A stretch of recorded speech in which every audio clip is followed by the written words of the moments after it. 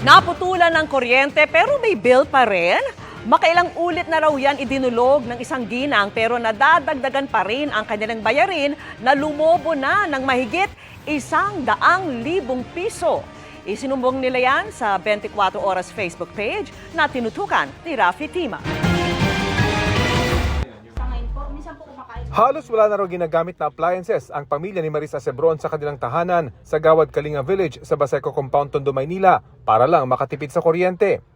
Mula pa raw noong pandemic ay naputulan na sila ng kuryente dahil hindi nila mabayaran ang 9,000 pisong bill.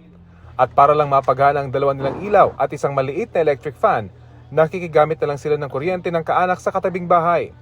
Kaya naman laking gulat daw niya nang sabihing may dumating na bill sa kanila, Agosto, noong nakarang taon. Binigay po ng kapitbahay namin, Maris, may bill kayo. Sabi ko, bakit kami magkakabill? Matagal nang putol yung kuryente since pa yung pandemic.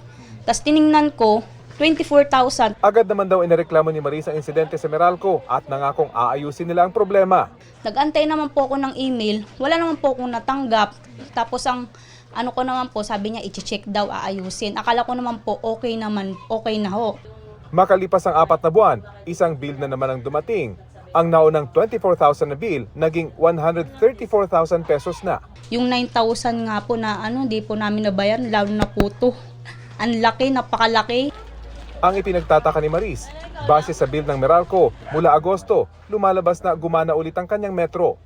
Pero bukod sa hindi naman daw nila ito ginamit, masyado naman daw malaki ang konsumo. Yung metro po namin, baka nilipat po sa ibang side, tapos ginamit po.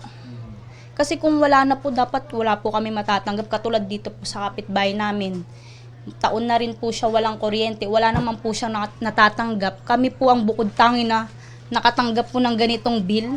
134,000. Ipinarating na namin sa Meralco ang problema ni Maris.